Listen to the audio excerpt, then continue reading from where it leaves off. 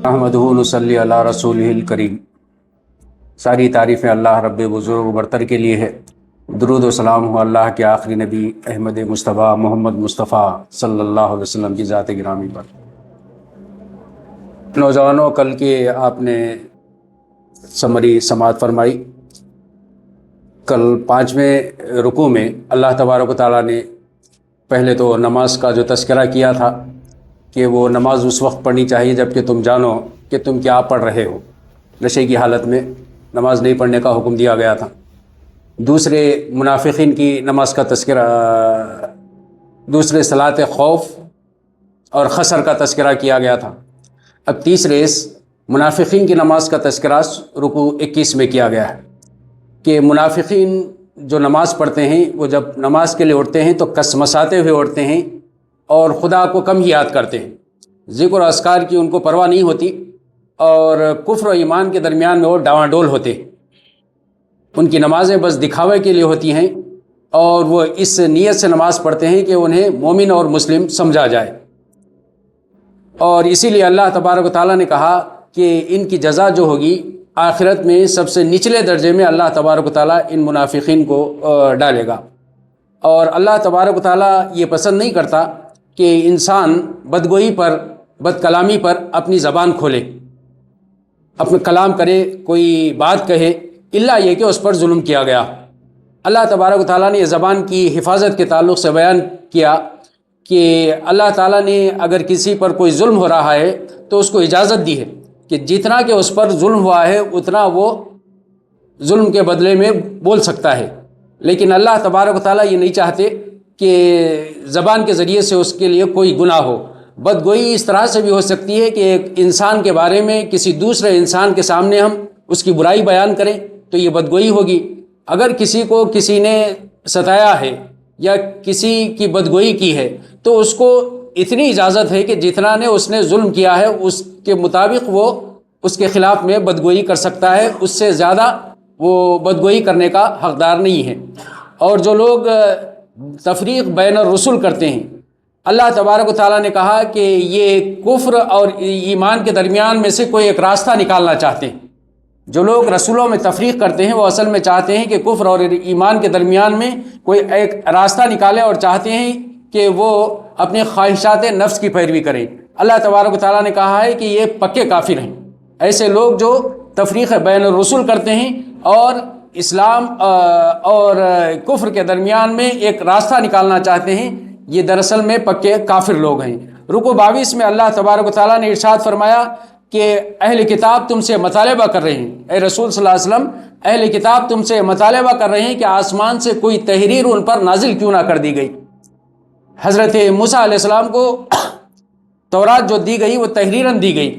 اور یہ اللہ کے رسول صلی اللہ علیہ وسلم سے بھی انہوں نے مطالبہ کیا کہ اسی طرح سے وہ کوئی تحریر اللہ تبارک و تعالیٰ کی جانب سے لکھا کر کے لائیں۔ تو اس سے پہلے اللہ تبارک و تعالیٰ نے کہا کہ موسیٰ علیہ السلام کو تحریر دی گئی تھی، لیکن اس کے باوجود بھی موسیٰ علیہ السلام کا انہوں نے مذاق بنایا اور ان کی ہدایت کی پیروی نہیں کی، ان کے احکامات کو نہیں مانا، حالانکہ وہ تحریر لکھ کر کے لائے تھے۔ اس کے باوجود بھی ان احکامات کو اہل کتاب نے، یہود نے نہیں مانا۔ اور اس کے بعد عیسیٰ علیہ السلام کو اللہ تبارک و تعالیٰ نے بھیجا، ان کے ذریعے سے بھی کتاب نازل کی، لیکن اس کا بھی انکار کیا۔ اور عیسیٰ علیہ السلام کے تعلق سے اللہ تبارک و تعالیٰ نے یہ عقیدہ بیان کیا کہ عیسیٰ علیہ السلام کو ان لوگوں نے قتل نہیں کیا۔ کسی رسول کو قتل نہیں کیا جا سکتا، نبیوں کو قتل کیا جا سکتا ہے، اور بے شمار نبیوں کو اہل کتاب یہود نے قتل کیا، لیکن عیسیٰ علیہ السلام کو قتل نہیں کیا، بلکہ ان کا معاملہ، حضرت عیسیٰ علیہ السلام کا معاملہ ان کے لیے مشتبہ بنا دیا گیا، اور اللہ تبارک و تعالیٰ نے آسمان پر زندہ سلامت انہیں اٹھا لیا۔ رکوع 23 میں اللہ تعالیٰ نے یہ بات ارشاد فرمائی کہ اے نبی صلی اللہ علیہ وسلم، ہم نے تمہاری طرف وحی کی جس طرح تم سے پہلے پیغمبروں پر بھیجی ہے، تاکہ لوگوں کے پاس اللہ کے مقابلے میں کوئی حجت نہ رہے۔ اللہ تبارک و تعالیٰ کی سنت رہی ہے کہ جب کبھی اسلام کا پیغام اس دنیا میں ختم ہو جاتا ہے تو اس وقت میں اللہ تبارک و تعالیٰ ایک نئے رسول کو روانہ کرتے ہیں، اور نئے رسول کو روانہ کر کے اللہ تبارک و تعالیٰ اسلام کا پیغام لوگوں تک پہنچاتے ہیں، تاکہ لوگ آخرت میں جب اللہ کے پاس پہنچے تو ان کے پاس کوئی حجت نہ رہ جائے کہ ہمارے کو تو معلوم نہیں تھا، ہمارے پاس کوئی آسمانی کتاب نہیں آئی تھی، ہمارے پاس کوئی رسول نہیں آیا تھا۔ اسی لیے اللہ تبارک و تعالیٰ نے ہر بستی میں اور ہر زمانے میں اللہ تبارک و تعالیٰ نے رسول اور نبی بھیجے۔ اسی طرح سے اللہ کے رسول صلی اللہ علیہ وسلم کو اب ایک عرصے دراز بعد اللہ تعالیٰ نے رسول بنا کر کے اہل کتاب کی طرف بھیجا ہے۔ اس سے پہلے عیسیٰ علیہ السلام کو گزرے ہوئے 700 سال ہو چکے تھے، اور موسیٰ علیہ السلام کو گزرے ہوئے 1300 یا 1400 سال ہو چکے تھے۔ اس کے بعد اللہ کے نبی کو رسول کی حیثیت سے مبعوث کیا گیا۔ اے اہل کتاب، دین میں غلو نہ کرو۔ اہل کتاب دین میں غلو کیا کرتے تھے۔ اہل کتاب میں سے یہود اور نصارہ دونوں کا غلو دو طرح کا تھا۔ یہ نصارہ جو تھے وہ حضرت عیسیٰ علیہ السلام کو اتنا ان کو بڑھایا چڑھایا کرتے تھے، ان کا مقام اور مرتبہ کہ اللہ تبارک و تعالیٰ سے ان کو ملا دیا کرتے تھے، اللہ تبارک و تعالیٰ کے مرتبے تک پہنچا دیا کرتے تھے۔ اور دوسری طرف یہود جو تھے عیسیٰ علیہ السلام کی حیثیت میں اتنی پستی لاتے تھے کہ ان کو نبی کی حیثیت سے نہیں مانتے تھے۔ تو اللہ تبارک و تعالیٰ نے کہا ہے کہ مسلمانوں کا رویہ یہ ہونا چاہیے کہ جو رسول کو رسول کی حیثیت سے مبعوث کیا گیا ہے اس کو رسول کی حیثیت سے مانے، ان کا جو مرتبہ ہے وہ مرتبہ اور مقام اور احترام کریں اور ان پر ایمان لائے۔ رکوع 24 میں اللہ تبارک و تعالیٰ نے ارشاد فرمایا، عیسیٰ علیہ السلام نے کبھی اس بات کو عار محسوس نہیں کیا کہ وہ اللہ کے بندے ہیں، اور نہ مقرب ترین فرشتے جو بڑے بڑے فرشتے ہیں وہ اس بات کو عار سمجھتے ہیں، یعنی شرمندگی کا احساس نہیں کرتے کہ وہ اللہ تبارک و تعالیٰ کے بندے ہیں، بلکہ جو رسول تھے اور جو فرشتے ہیں وہ اس بات کو اپنا عزت اور احترام کا مقام سمجھتے ہیں کہ وہ اللہ تبارک و تعالیٰ کے بندے ہیں۔ اور اے لوگو، جو تمہارے رب کی طرف سے ایک دلیل روشن اب آ گئی ہے، تو اب ہونا یہ چاہیے کہ اس دلیل روشن کی روشنی میں تم اپنی زندگی کو گزارو۔ اور آخر میں سورہ کی آخری آیت میں اللہ تبارک و تعالیٰ نے وراثت کے جو احکام بیان کیے تھے اس میں سے ایک حکم جو باقی رہ گیا تھا، اللہ تبارک و تعالیٰ نے اس کے تعلق سے لوگوں نے سوال کیا۔ لوگ تم سے پوچھتے ہیں کلالہ کے بارے میں کیا فتویٰ ہے؟ اللہ تبارک و تعالیٰ نے کلالہ کے بارے میں فتویٰ دیا ہے۔ کلالہ کا مطلب یہ ہے کہ ایسی عورت یا ایسا مرد جس کی اولاد نہیں ہو تو اس کی وراثت کن لوگوں میں تقسیم ہوگی، اللہ تبارک و تعالیٰ نے اس آیت میں بیان کیا ہے۔ یہ وراثت کا مسئلہ ایسا مسئلہ ہے کہ جب کبھی کسی کے گھر میں کسی کا انتقال ہو جائے تو اس وقت میں وراثت کے لیے علم الفروض اس کو شریعت میں کہا جاتا ہے۔ علم الفروض یعنی ایسا علم جس کو فرض کر دیا گیا، اور یہ جو لوگ جانتے ہیں ان سے جان کر کے یہ شریعت کے مطابق اس علم کے مطابق اپنی وراثت کو تقسیم کر لیا کریں۔ ایسا نہیں ہو کہ ہم کو جو کچھ ہے، جتنا کچھ علم ہے اسی علم کے مطابق اس کو کریں، بلکہ جو لوگ یہ وراثت کا علم جانتے ہیں ان سے سوال کر کے اور ان سے مل کر کے وراثت کے مسائل کو حل کر لیا کریں۔ اس کے بعد سورہ مائدہ شروع ہوتی ہے۔ سورہ مائدہ کا معنی ہوتا ہے دسترخوان۔ اللہ تبارک و تعالیٰ نے عیسیٰ علیہ السلام کی دعا پر نصارہ کے لیے آسمان سے ایک دسترخوان نازل کیا جس کا تذکرہ اس صورت میں آیا ہے۔ اسی مناسبت سے علامتی طور پر اس صورت کا نام سورہ مائدہ رکھا گیا ہے۔ اس صورت میں 120 آیتیں ہیں، 16 رکوعات پر یہ صورت مشتمل ہے، مدنی صورت ہے، اور کتاب کے اعتبار سے، تصنیف کے اعتبار سے، مصحف کے اعتبار سے 5ویں صورت ہے، تنزیل کے اعتبار سے، نزول کے اعتبار سے 112ویں نمبر کی صورت ہے۔ اس میں اللہ تبارک و تعالیٰ نے جو معاشرتی قوانین تھے اس کا تفصیل سے اللہ تبارک و تعالیٰ نے اس میں تذکرہ کیا ہے، اور 6 ہجری کے آس پاس اس صورت کا نزول ہوا ہے۔ رکوع 1 میں اللہ تبارک و تعالیٰ نے ارشاد فرمایا ہے کہ تم جو کچھ عہد و پیمان کرتے ہو وہ ان عہد و پیمان کا لحاظ کرو اور ان کو پورا کرو۔ عہد و پیمان جو معاہدے میں لکھ لیے گئے ہوں، اور وہ عہد و پیمان بھی جن کو نہ لکھا گیا ہو۔ اب دیکھیے کیسے موقع پر یہ صورت نازل ہو رہی ہے۔ صلح حدیبیہ کا معاہدہ لکھا جا رہا تھا، اس موقع پر یہ صورت نازل ہوئی، اور اللہ تبارک و تعالیٰ نے عہد و پیمان کی اہمیت بیان کر دی کہ جو کچھ عہد و پیمان تم لکھے ہوئے کرتے ہو یا کسی سے زبانی تمہارا عہد و پیمان ہو، سارے عہد و پیمان پر تمہیں عمل کرنا ضروری ہے۔ یعنی ایسے عہد و پیمان جو اللہ تبارک و تعالیٰ نے خود رکھ دیے ہیں. جیسے ہم کلمے کا اقرار کرتے ہیں تو تحریر کر کے اقرار نہیں کرتے، زبانی طور پر ہم کلمے کا اقرار کرتے ہیں تو اس میں ایک ہم اللہ تبارک و تعالیٰ سے عہد و پیمان کر لیتے ہیں، اگریمنٹ ہو جاتا ہے. اسی طرح سے ہم کسی گھر میں پیدا ہوتے ہیں تو والدین ہمارے جو ہوتے ہیں ان والدین سے ہمارا کوئی اگریمنٹ لکھا ہوا نہیں ہوتا، اور اللہ تبارک و تعالیٰ نے قرآن مجید میں ہمیں بتایا ہے تو اس کے مطابق ہمیں والدین سے حسن سلوک کرنا لازمی ضروری ہو جاتا ہے. اسی طرح سے اولاد پیدا ہوتی ہے تو والدین کوئی عہد و پیمان نہیں کرتے کہ ہم اولاد کی تعلیم اور تربیت کا انتظام کریں گے، سرپرستی کریں گے، ان کو پالیں گے پوسیں گے. ایک زبانی عہد و پیمان بھی نہیں ہوتا. اللہ تبارک و تعالیٰ نے قرآن مجید میں تعلیم اور تربیت کے جو اصول بیان کر دیے ہیں ان اصولوں کے مطابق یہ جو عہد و پیمان ہوتا ہے اس کو ہمیں پورا کرنا ہوتا ہے. پھر اللہ تعالیٰ نے مویشیوں کا تذکرہ کیا کہ تمہارے لیے کون سے مویشی جانور حلال کر دیے گئے ہیں اور کس بنیاد پر حلال کر دیے گئے ہیں. اللہ تبارک و تعالیٰ نے ان مویشی جانوروں کو حلال کیا ہے جو حربی ورث ہیں، جو ہریالی وغیرہ چرتے ہیں چگتے ہیں. اللہ تبارک و تعالیٰ نے ان جانوروں کو مسلمانوں کے لیے حلال کیا ہے، اور شاعر اللہ کی بے حرمتی کرنے سے منع کیا گیا ہے. شاعر اللہ یعنی وہ بڑی بڑی علامتیں جن کو دیکھ کر کے کسی مذہب کو پہچانا جاتا ہے اس کو کہتے ہیں اس مذہب کی علامتیں. تو اللہ تبارک و تعالیٰ اسلام کو پہچاننے کی جو علامتیں ہیں ان علامتوں کا جو تذکرہ اللہ تبارک و تعالیٰ نے کیا ہے احادیث میں ملتا ہے، ان کو ہم شاعر اللہ کہتے ہیں،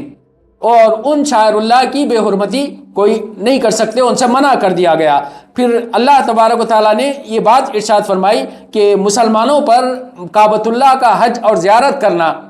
مشرکین نے روک کر کے رکھا تھا. ان مسلمانوں کو داخلہ نہیں تھا اور ان کو اجازت نہیں تھی. تو اللہ تبارک و تعالیٰ نے یہ بات ارشاد فرمائی کہ تم ان کی دشمنی میں حج کے اور عمرے کے وقت میں اگر کوئی لوگ بستیوں سے نکل کر کے کعبۃ اللہ کی زیارت کر رہے ہوں تو یہ مشرکین کی دشمنی میں تم انہیں مت روکو. اور اللہ تعالیٰ نے ایک اصول بیان کیا کہ نیکی اور گناہ کے کاموں میں کس طرح سے ہمیں تعاون اور عدم تعاون کرنا چاہیے. اللہ تبارک و تعالیٰ نے ارشاد فرمایا کہ نیکی میں تم تعاون کرو، لوگوں کا تعاون کرو، اور گناہ کے کاموں میں تم کسی کا تعاون مت کرو، کسی کا ساتھ مت دو. اور اس میں ایک بات یہ بھی اور ہمیں ملتی ہے کہ اللہ تبارک و تعالیٰ نے جو یہ بات ارشاد فرمائی کہ نیکی کے کاموں میں سب کا تعاون کرو. مشرکین مکہ اگرچہ کہ جنگ کی حالت میں تھے مسلمان، لیکن اس کے باوجود اللہ تبارک و تعالیٰ نے کہا ہے کہ اگر وہ نیکی کا کوئی کام کرتے ہیں تو اس میں مسلمان ان کا ساتھ دیں اور اس میں ان کی مخالفت نہیں کریں. اور اسی طرح سے اگر کوئی گناہ کا کام کرتا ہے تو اس میں کسی کا ساتھ نہ دیا جائے، اگرچہ کہ تمہاری اپنی جماعت کا ہو، تمہارے اپنے خاندان کا ہو، تمہارا اپنا دوست ہو، تو اس سے تعاون نہیں کیا جائے گا. یہاں پر ایک اور بات سمجھنے کی یہ ہے کہ اللہ تبارک و تعالیٰ نے یہ جو بات ارشاد فرمائی کہ نیکی کے کاموں میں تعاون کرو، اس کا مطلب یہ ہے کہ نیکی کو قائم کرنے کے لیے اجتماعیت کی ضرورت ہے. اجتماعیت کے بغیر نیکیوں کو قائم نہیں کیا جا سکتا. ہم اپنی جگہ پر پرسنل نیکیاں قائم کرنے کی کوشش کریں گے تو بڑے پیمانے پر معاشرے کی اصلاح اور سدھار نہیں ہو پائے گا. اسی لیے ضرورت اس بات کی ہے کہ اجتماعیت کے ساتھ یہ کام کیا جائے اور ٹیم ورک اس کے لیے کیا جائے کہ معاشرے میں نیکی کے جو لوگ کام کر رہے ہیں وہ متحد ہو کر کے اجتماعیت کے ساتھ نیکی کے کام کریں اور لوگوں کو برائیوں سے منع کریں. اس کے بعد اللہ تبارک و تعالیٰ نے پھر ایک مرتبہ یہ بات ارشاد فرمائی ہے کہ مردار، خون، سور کا گوشت اور اللہ کے علاوہ جانور پر کسی کا نام لیا گیا ہو تو وہ تمہارے لیے حرام ہے. اس میں ایک اور چیز اللہ تبارک و تعالیٰ نے اس حکم میں ایڈ کر دی، وہ یہ کہ آستانے پر ذبح کیا ہوا بھی تمہارے لیے حرام ہے. مشرکین مکہ کعبۃ اللہ کے علاوہ کسی اور آستانے پر کسی اور بت کے استان پر لے جا کر کے جانوروں کو ذبح کیا کرتے تھے. تو اللہ تبارک و تعالیٰ نے ایسے جانوروں کو کھانے سے منع کر دیا گیا ہے جو جانور کسی ایسے مقام پر لے جا کر کے ذبح کریں جس کے تعلق سے لوگوں کا عقیدہ ہو کہ یہ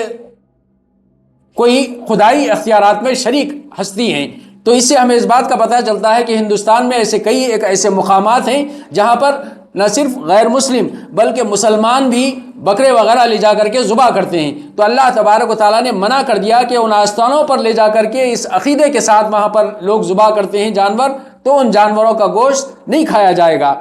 اور اللہ تعالیٰ نے ایک اور بات یہ ارشاد فرمائی کہ کوئی زخمی جانور ہے، اوپر سے گر کر کے یا چوٹ کھا کر کے یا ایکسیڈنٹ ہو کر کے ابھی نہیں مرا ہے اور اس کو زندہ پا کر کے ذبح کر لیا جائے تو وہ بھی مسلمانوں کے لیے حلال ہے۔ پھر اللہ تبارک و تعالیٰ نے یہ بات ارشاد فرمائی کہ دین کو اللہ تبارک و تعالیٰ نے مسلمانوں کے لیے تکمیل کر دیا ہے، مکمل کر دیا ہے۔ اس آیت کے بارے میں مفسرین کہتے ہیں، صحابہ کرام کہتے ہیں کہ یہ سب سے آخری آیت ہے جو اللہ کے رسول صلی اللہ علیہ وسلم پر نازل ہوئی۔ سورہ مائدہ کی آیت ہے، اس میں اللہ تبارک و تعالیٰ نے یہ بات ارشاد فرمائی کہ آج کے دن میں نے تمہارے دین کو تمہارے لیے تکمیل کر دیا اور میری نعمت تم پر تمام کر دی۔ اللہ تبارک و تعالیٰ کی ایک نعمت ہے دین کہ اللہ تبارک و تعالیٰ نے مکمل شکل میں ہمیں عطا کر دیا ہے۔ اللہ تعالیٰ نے ہمیں کسی اور کا محتاج نہیں رکھا کہ دینی معاملات میں ہم اللہ کے کتاب اور سنت رسول کے علاوہ کسی اور پر ڈیپینڈ ہوں۔ اللہ تبارک و تعالیٰ نے ہمارے لیے مکمل رہنمائی کا انتظام کر دیا اور اس بات کا اعلان بھی کر دیا۔ اگر اعلان بھی نہیں ہوتا تو ہمارے لیے تذبذب کا ہم شکار ہو جاتے کہ ہو سکتا ہے کہ دین تکمیل نہیں ہوا ہو اور اس میں کوئی ایڈیشن اور ڈیلیشن ہو سکتا ہو۔ اللہ تبارک و تعالیٰ نے کہا کہ اب اس میں کوئی تحریف رد و بدل نہیں ہو سکتا، کوئی اس میں اور اضافہ بھی نہیں ہو سکتا، بلکہ ساری چیزیں جتنے بنیادی اصول ہیں، عقائد ہیں، اللہ تبارک و تعالیٰ نے واضح طور پر اپنی کتاب میں اور اللہ کے رسول صلی اللہ علیہ وسلم نے اپنے عمل کے ذریعے سے، اپنے قول کے ذریعے سے اللہ کے رسول صلی اللہ علیہ وسلم نے پیش کر دیے ہیں۔ اور اس کے بعد اللہ تبارک و تعالیٰ نے ارشاد فرمایا کہ اہل کتاب کا کھانا بھی تمہارے لیے جائز ہے، اور یہ جائز اس طرح سے ہے کہ اللہ تعالیٰ نے اوپر جو حرام چیزیں بتائیں اور حلال جس طریقے سے ہو سکتا ہے اس طریقے سے اگر اہل کتاب نے حلال کیا ہے تب تو وہ جائز ہے۔ اگر اہل کتاب بھی اللہ کے نام کے علاوہ کسی اور نام پر ذبح کریں تو وہ بھی حرام ہے۔ اہل کتاب اگر اللہ تبارک و تعالیٰ نے جس طرح سے، جس شکل میں اور جس نیت کے ساتھ جانور کو ذبح کیا جائے اس طرح سے ذبح کیا جائے تو حلال ہے۔ اہل کتاب بھی اس طرح سے کرتے ہیں تو ان کا کھانا حلال ہو سکتا ہے۔ اسی طرح سے اہل کتاب کی عورتیں بھی، ان کی عورتیں تمہارے لیے حلال ہیں، بشرطے کہ ایک شرط یہ ہے کہ ان کو اپنے نکاح کے حصار میں محفوظ بنا کر کے نکاح کرو اور اسی وقت میں تمہارے لیے حلال ہو سکتی ہیں۔ دوسرے یہ کہ ان کے مہر بھی ادا کرو، اور تیسرے یہ کہ تم آزاد شہوت رانی کرنے نہ لگو، اور چوتھے یہ کہ چوری چھپے آشنائیاں نہ کرو۔ اور یہ 4 شرائط کے ساتھ اہل کتاب کی عورتیں تمہارے لیے حلال ہیں۔ رکوع 2 میں اللہ تبارک و تعالیٰ نے وضو کا فریضہ بتایا۔ پچھلے پارے میں اللہ تبارک و تعالیٰ نے طہارت کا طریقہ بتایا تھا جو نماز کی ایک شرط ہے۔ اللہ تبارک و تعالیٰ نے اس پارے میں، اس رکوع میں اللہ تبارک و تعالیٰ نے نماز کی ایک اور شرط جو وضو ہے اس کا طریقہ کار بتایا کہ جب تم نماز کے لیے اٹھو تو اس وقت میں وضو کر لیا کرو۔ اس کے لیے پہلا رکن یہ ہے کہ تم اپنے منہ کو دھو لیا کرو، اور دوسرا رکن یہ ہے کہ ہاتھ کو کوہنیوں تک دھو لیا کرو، تیسرا رکن یہ ہے کہ سر کا مسح کر لیا کرو، اور چوتھا رکن یہ ہے کہ پاؤں کو ٹخنوں تک دھو لیا کرو۔ اب اس میں جو چیز کلی اور ناک کو صاف کرنا ہے، منہ کو دھونے میں یہ چیز بھی شامل ہے۔ اللہ تبارک و تعالیٰ نے یہ طریقہ کار اس لیے بتایا ہے کہ جب بندہ اللہ کے دربار میں پہنچے یا اللہ کے کلام کی تلاوت کرے تو اس کی جسمانی طہارت بھی اسی طرح سے حاصل ہو جائے جس طرح سے اس کی نفسانی طہارت وہ حاصل کر لیتا ہے۔ اسی لیے ہم وضو کے وقت میں دعا پڑھتے ہیں تو اللہ تبارک و تعالیٰ سے دعا کرتے ہیں کہ ہمیں پاکیزگی عطا کر دے، اور یہ اللہ تبارک و تعالیٰ نے طریقہ بتایا ہے۔ اور اگر پانی میسر نہ ہو تو اللہ تعالیٰ نے سہولت دی ہے، جس طرح سے غسل کے لیے سہولت ہے اسی طرح سے یہ وضو کے لیے بھی سہولت ہے کہ پاک مٹی سے کام لیا جائے اور وضو کا اہتمام کیا جائے۔ اور وضو ایک نماز کے لیے اتنی اہم ترین شرط ہے کہ اللہ کے رسول صلی اللہ علیہ وسلم نے یہ بات ارشاد فرمائی کہ وضو نماز کی کنجی ہے۔ جس طرح سے کوئی تالا نہیں کھل سکتا کنجی کے بغیر، اسی طرح سے وضو کے بغیر نماز نہیں ہو سکتی، اور دوران نماز وضو ختم ہو جائے تو نماز کو بھی ختم کر دینا ہوتا ہے، پھر وضو بنا کر کے نماز کو ادا کرنا ہوتا ہے۔ پھر اس کے بعد اللہ تبارک و تعالیٰ نے یہ بات ارشاد فرمائی کہ تم لوگ انصاف پر قائم رہو اور کسی قوم کی دشمنی میں تم عدل سے مت ہٹ جاؤ، بلکہ اللہ تبارک و تعالیٰ نے بار بار مسلمانوں کو یہ ہدایت کی ہے کہ تم ہر معاملے میں عدل کو پیش نظر رکھو اور عدل کے ساتھ معاملات کو طے کیا کرو۔ رکوع 3 میں اللہ تبارک و تعالیٰ نے ارشاد فرمایا، اللہ بنی اسرائیل سے یہ بات ارشاد فرماتے ہیں کہ میں تمہارے ساتھ ہوں اگر اس وقت تک جب تک کہ تم نماز کو قائم کرتے رہو اور دوسرے زکوٰۃ کو ادا کرتے رہو اور رسولوں کو مانو اور رسولوں کی مدد کرتے رہو اور خدا کو اچھا خرچ دیتے رہو۔ اللہ تبارک و تعالیٰ نے بنی اسرائیل سے یہ بات کہی ہے کہ میں تمہارے ساتھ اسی وقت تک ہوں، میں تمہاری مدد اسی وقت تک کرتا رہوں گا جب تک کہ تم نماز قائم کرتے رہیں گے اور زکوٰۃ ادا کرتے رہیں گے اور رسولوں پر ایمان رکھیں گے اور رسولوں کی مدد کریں گے اور خدا اللہ تبارک و تعالیٰ کو قرض حسن دیتے رہیں گے۔ اس کے بعد اللہ تعالیٰ نے یہ بات ارشاد فرمائی کہ ہمارا رسول تمہارے پاس آ گیا ہے اور ایک حق کو کھول کر کے پیش کرنے والی کتاب تمہارے پاس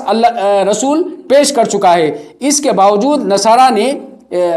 حضرت عیسیٰ علیہ السلام کو اللہ کے رسول نے یہ بتا دیا تھا کتاب میں جو کچھ اللہ کے احکامات تھے، اس کے باوجود نصارہ نے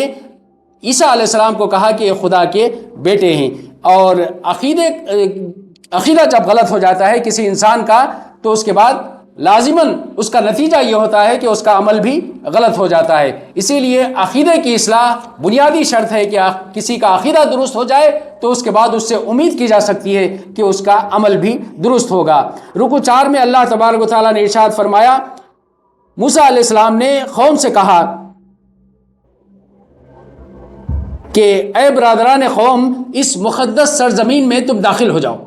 موسیٰ علیہ السلام جب فرعون اپنی قوم کو بنی اسرائیل کو لے کر کے مصر سے نکلے اور صحرائے سینا میں پہنچے تو اس کے بعد یہ قوم کے لیے اللہ تبارک و تعالیٰ نے ایک موقع دیا، اپرچونٹی دی کہ وہ فلسطین میں داخل ہو جائیں، اور اس کے لیے موسیٰ علیہ السلام نے اپنی قوم سے کہا کہ اس فلسطین کی سرزمین میں تم داخل ہو جاؤ۔ تو یہ قوم کا جواب یہ تھا کہ وہاں تو بڑے ہی طاقتور لوگ موجود ہیں، اور فلسطین میں اس وقت میں جو لوگ موجود تھے وہ قوم عاد کی نسل سے جو لوگ تھے وہ قوم موجود تھی، اور قوم عاد بہت ہی زبردست قوم تھی اور وہ بہت طاقتور قوم تھی۔ تو ان کے باقیات، ان کی نسل کے جو لوگ تھے وہ لوگ فلسطین میں موجود تھے۔ تو یہ قوم ڈر گئی اور انہوں نے کہا کہ وہاں پر تو بڑے طاقتور لوگ موجود ہیں اور ہم اس وقت تک اس سرزمین میں داخل نہیں ہوں گے جب تک کہ وہ قوم وہاں سے اس سرزمین کو چھوڑ کر کے نکل جائے گی۔ تو انہوں نے حضرت موسیٰ علیہ السلام سے دعا کی، آپ اپنے رب سے دعا کریں کہ وہ قوم وہاں سے نکل جائے۔ دیکھیے، اپنے رب سے دعا بھی نہیں کرتے بلکہ موسیٰ علیہ السلام سے کہتے ہیں کہ آپ دعا کریے کہ آپ وہ قوم وہاں سے نکل جائے، اس کے بعد ہم وہاں پر داخل ہوں گے۔ اللہ تبارک و تعالیٰ نے عذاب کے طور پر 40 سال تک وہ ملک ان پر حرام کر دیا، اور 40 سال تک یہ صحرا میں گھومتے پھرتے رہے۔ 40 سال تک ان کو کوئی شہر میسر نہیں آیا۔ اس کے بعد حضرت موسیٰ علیہ السلام کے جو خلفاء تھے یا ان کے پیروکار تھے، پیروکاروں میں سے اللہ تبارک و تعالیٰ نے یہ انتظام فرمایا کہ ان میں سے بہترین اشخاص کو منتخب کیا، اور اس کے بعد یہ نسل پوری ختم ہو گئی جو غلام قوم تھی۔ اس کے بعد ایک نئی نسل اٹھی، تو وہ نئی نسل نے یہ عزم اور ارادہ کیا، اور اس کے بعد یہ لوگ فلسطین میں داخل ہوئے۔ رکوع 5 میں اللہ تبارک و تعالیٰ نے ارشاد فرمایا کہ حضرت آدم علیہ السلام کے 2 بیٹوں کا قصہ تم لوگوں کو سناؤ۔ تم لوگوں کو حضرت آدم علیہ السلام کے 2 بیٹوں کا قصہ سناؤ جنہوں نے اللہ تبارک و تعالیٰ کے لیے قربانی کی۔ ایک کی قربانی اللہ تبارک و تعالیٰ نے قبول کر لی، اور دوسرے کی قربانی کو اللہ تبارک و تعالیٰ نے رد کر دیا، ریجیکٹ کر دیا۔ اور جس کی قربانی رد ہو گئی، ریجیکٹ ہو گئی، اس نے جس کی قربانی قبول ہو گئی اس سے جھگڑا شروع کر دیا۔ تو اس نے جواب دیا کہ اللہ تبارک و تعالیٰ صرف متقین کی نظر کو ہی قبول کرتا ہے۔ اللہ تعالیٰ صرف متقین کی نظر کو قبول کرتا ہے۔ تو اس پر وہ اس سے لڑائی پر آمادہ ہو گیا اور اس سے لڑنے جھگڑنے لگا، اور اس نے جو نیکوکار تھا جس کی قربانی قبول ہو گئی تھی، اس نے کہا کہ میں تجھ پر ہاتھ نہ اٹھاؤں گا، لیکن اس کا مطلب یہ ہے، یہ مطلب یہ نہیں ہے کہ وہ اس کے سامنے پیش ہو گیا کہ جو تو مجھے جتنا مارنا ہے مار دے، مجھے قتل کر دے، بلکہ اس نے دفاع کیا، لیکن اس کے باوجود بھی وہ قابیل جو ہے نا حابیل پر غالب آ گیا اور حابیل کو قتل کر دیا۔ اب جب قتل ہو گیا تو اس کے بعد اس کو ندامت ہونے لگی کہ میں نے اس کو قتل کر دیا ہے، میرا گناہ کس طرح سے چھپاؤں۔ اللہ تبارک و تعالیٰ نے ایک کوے کو بھیجا، کوا آ کر کے زمین کو کھودنے لگا، تو اس کو پتہ چلا کہ اس طرح سے میں اس لاش کو چھپا سکتا ہوں، میرے گناہ کو چھپا سکتا ہوں۔ ندامت کس بات کی ہوئی تھی؟ ندامت گناہ کی نہیں تھی، ندامت اس کی تھی کہ میں کیسے اپنے گناہ کو چھپاؤں۔ تو یہ جو لوگ اللہ تبارک و تعالیٰ کی ہدایت کا انکار کرتے ہیں، اللہ تبارک و تعالیٰ کی ہدایت کی پیروی نہیں کرتے، تو وہ جانوروں کی اور دوسرے لوگوں کی پیروی کرتے ہیں، تو وہ ان کو ہدایت سے بھٹکا دیتے ہیں۔ کوے کے ذریعے سے انہوں نے جو سبق حاصل کیا، وہ سبق یہ حاصل کیا کہ میں اپنے گناہ کو کس طرح سے چھپاؤں، نہ کہ میں گناہ کو کس طرح سے اس پر توبہ کروں۔ حضرت آدم علیہ السلام سے بھی گناہ ہوا، انہوں نے گناہ کو چھپانے کی کوشش نہیں کی، بلکہ انہوں نے ندامت کے ساتھ اللہ تبارک و تعالیٰ کی طرف رجوع کیا، پلٹ کر کے توبہ کی۔ اور جب حضرت آدم کے بیٹے سے گناہ ہوا تو بیٹے نے اللہ تبارک و تعالیٰ کی جانب نہیں پلٹا، بلکہ اپنے گناہ کو چھپانے کی کوشش کی، اور جس کی وجہ سے وہ اس کی قربانی بھی قبول نہیں ہوئی اور وہ ہدایت سے بھی معمور نہیں ہوا، اور ہدایت سے اللہ تبارک و تعالیٰ نے اس کو نہیں نوازا۔ اور اللہ تعالیٰ نے اس واقعے کے بعد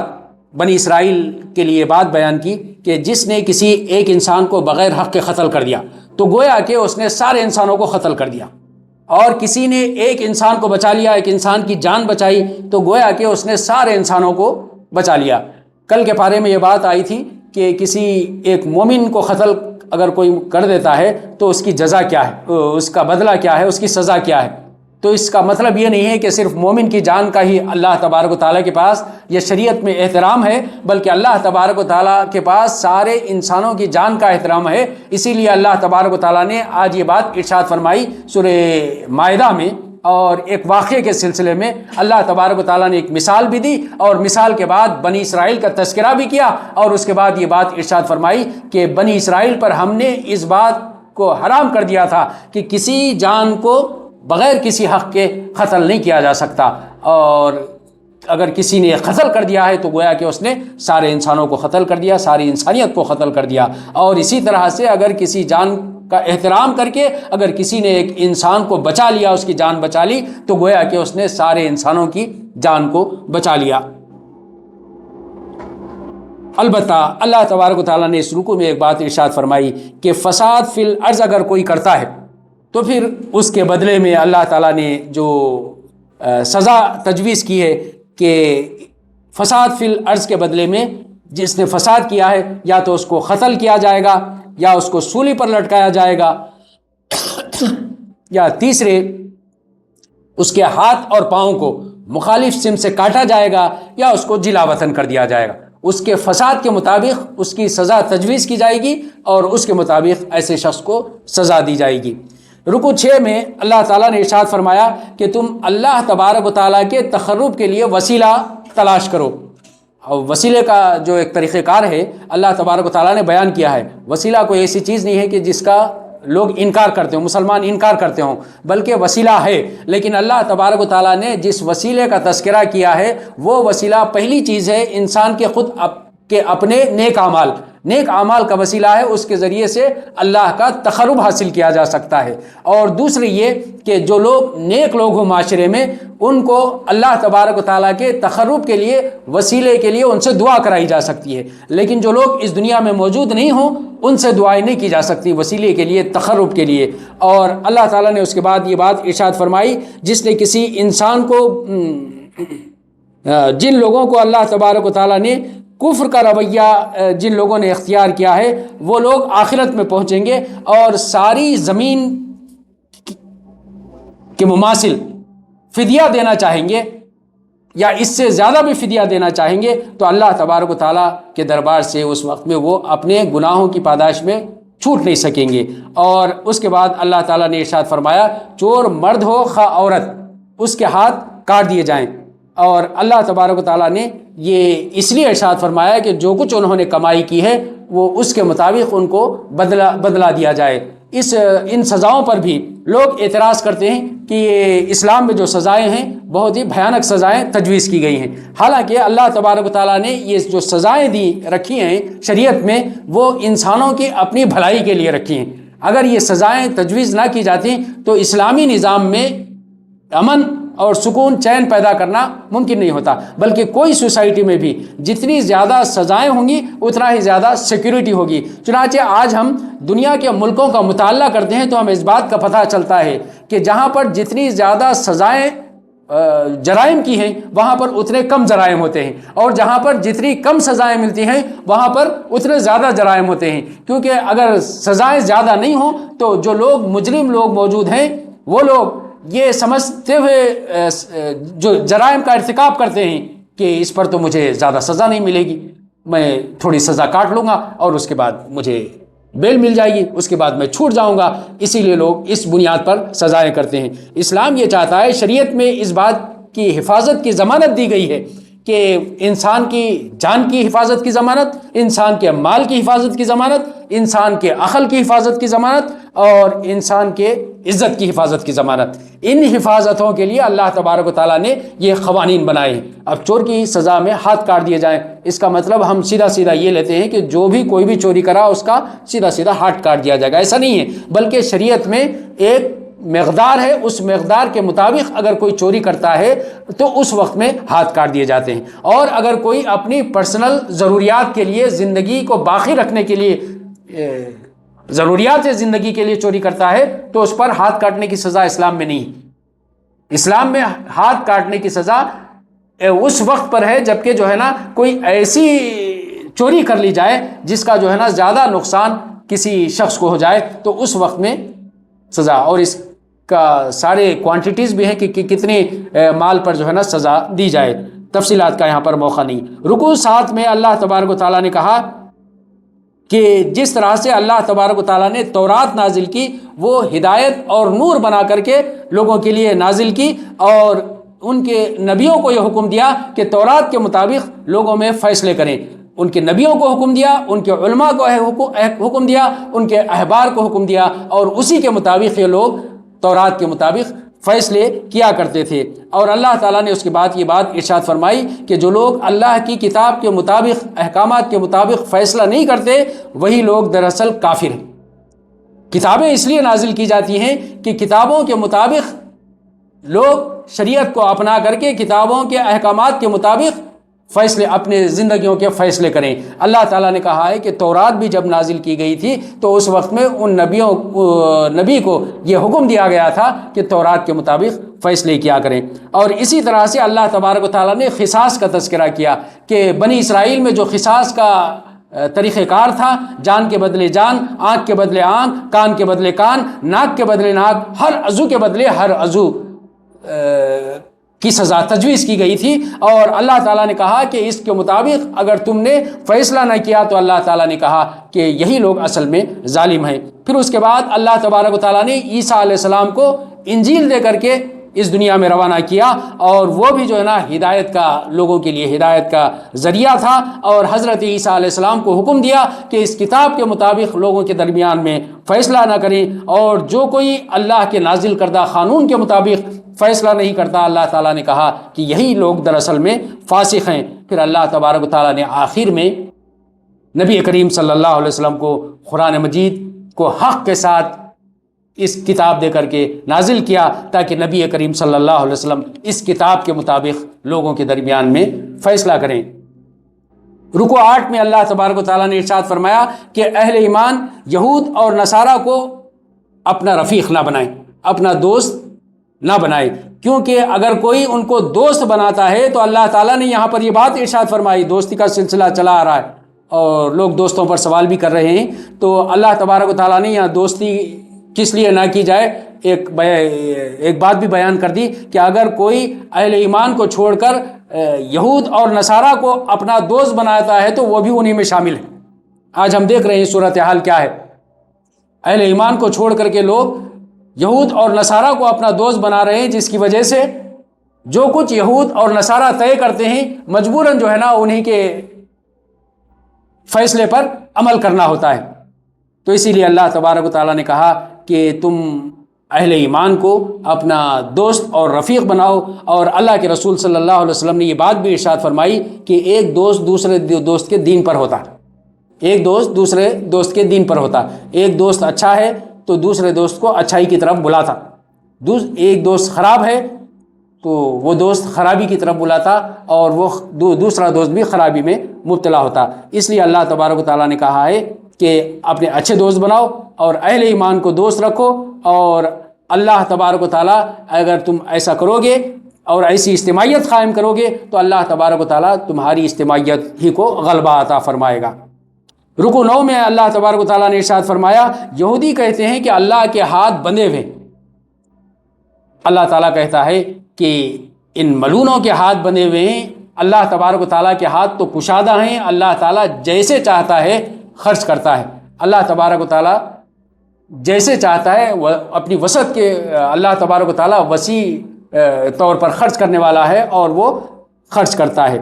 یہاں پر یہ بات اس لیے ارشاد فرمائی گئی کہ جب اللہ کے رسول صلی اللہ علیہ وسلم کتاب قرآن مجید کے مطابق فیصلے کرنے لگے تو جو لوگ یہود کے پاس جایا کرتے تھے، ان کے علماء کے پاس جایا کرتے تھے اور ان سے اپنے معاملات کا فیصلہ کرایا کرتے تھے، جب اللہ کے رسول کے پاس لوگ فیصلہ کرانے کے لیے آنے لگے تو ان کی دکان بند ہونے لگی، ان کی آمدنی کم ہونے لگی، تو انہوں نے تو اللہ کے اوپر یہ الزام بھی رکھ دیا کہ اللہ تبارک و تعالیٰ کے ہاتھ بندھے ہوئے جب ان کی کمائی کم ہونے لگی۔ تو اللہ تبارک و تعالیٰ نے کہا کہ اصل میں ان کے ہاتھ بندھے ہوئے، اللہ تبارک و تعالیٰ کے ہاتھ تو کشادہ ہیں اور اللہ تعالیٰ جیسے چاہے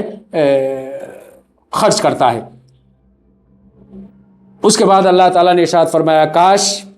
یہ اہل کتاب تورات اور انجیل کے مطابق اپنے فیصلے کیا کرتے اور ان کے احکامات کو نافذ کیا ہوتا اور اس کے احکامات کو قائم کیا ہوتا، تو اللہ تبارک و تعالیٰ نے کہا ہے کہ آسمان سے رزق برستا اور زمین سے رزق ابلتا۔ اللہ تبارک و تعالیٰ کی شریعت کے مطابق اگر فیصلے کیے جائیں، احکامات کو نافذ کیا جائے تو اللہ تبارک و تعالیٰ نے اس بات کی ضمانت دی ہے کہ اللہ تبارک و تعالیٰ آسمان سے رزق کے دہانے کھول دیتا ہے اور زمین رزق ابلنے لگتی ہے اور رزق کی فراوانی معاشرے میں ہو جاتی ہے جب لوگ اللہ کی کتاب پر عمل کرتے ہیں۔ رکوع 10 میں اللہ تعالیٰ نے ارشاد فرمایا کہ اللہ کے رسول صلی اللہ علیہ وسلم سے جو کچھ تمہاری طرف نازل کیا جا رہا ہے وہ لوگوں تک پہنچا دو،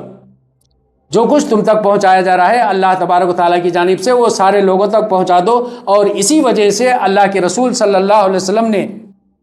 حجۃ الوداع میں لوگوں کے سامنے یہ بات بیان کی تھی، یہ شہادت لے لی تھی کہ حل بلغت، کیا میں نے تم تک اپنا پیغام پہنچا دیا، اللہ کا پیغام پہنچا دیا؟ تو سارے صحابہ کرام نے اس بات کی شہادت دی تھی کہ ہاں آپ نے اللہ کا پیغام ہم تک پہنچا دیا ہے۔ اور اس کے بعد اللہ تبارک و تعالیٰ نے یہ بات ارشاد فرمائی، کچھ لوگوں نے کہا کہ مسیح علیہ السلام، مسیح ابن مریم اللہ کے بیٹے ہیں، اور کچھ لوگوں نے کہا کہ مسیح علیہ السلام 3 لوگوں میں سے تیسرے ہیں، اور اللہ تبارک و تعالیٰ نے اس کا جواز پیش کیا کہ یہ لوگ مسیح علیہ السلام کو خدا کہتے ہیں اور مریم علیہ السلام کو خدا کی ماں کہتے ہیں۔ تو اللہ تعالیٰ نے ان سے سوال کیا کہ کیا ہم نے عیسیٰ علیہ السلام کو اور ان کی ماں کو اس دنیا میں پیدا کیا ہے تو وہ کھاتے پیتے نہیں تھے؟ کوئی خدا ایسا بھی ہو سکتا ہے جو حاجت مند ہو غذا کا، کھانے کا، پینے کا؟ تو اللہ تبارک و تعالیٰ نے ان سے سوال کیا ہے کہ مسیح علیہ السلام کو اور ان کی ماں کو تم نے دیکھا ہے کہ وہ کھاتے بھی تھے اور پیتے بھی تھے، غذا کا استعمال کیا کرتے تھے، گویا کہ وہ مخلوق تھے، خالق نہیں تھے۔ رکوع 11 میں آخری رکوع میں اللہ تعالیٰ نے ارشاد فرمایا، اہل ایمان کی عداوت میں تم دیکھو گے کہ سب سے زیادہ یہود ہیں اور مشرکین ہیں، یعنی بغض اور عداوت دشمنی میں سب سے زیادہ جو آگے بڑھے ہوئے لوگ ہیں وہ یہود ہیں اور مشرکین ہیں۔ ہاں جو لوگ نصارہ ہیں ان میں سے اللہ تبارک و تعالیٰ نے کہا ہے کہ دوستی میں تمہارے سے قریب ہیں، اور نصارہ کا مطلب یہ وہ لوگ ہیں جنہوں نے حضرت عیسیٰ علیہ السلام کی دعوت پر لبیک کہا، وہ لوگ تم سے دوستی میں قریب ہو سکتے ہیں۔ اور آج ہم دیکھتے ہیں تو ہمیں اس بات کا پتہ چلتا ہے کہ دنیا میں مسلمانوں کے سب سے زیادہ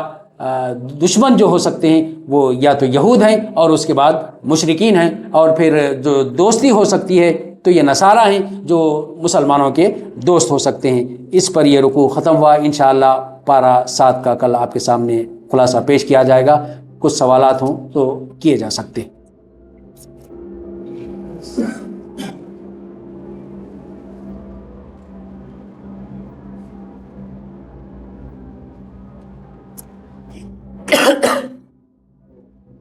بھی ہم بولے تھے کہ یہود اور نصارہ سے دوستی مت کرو،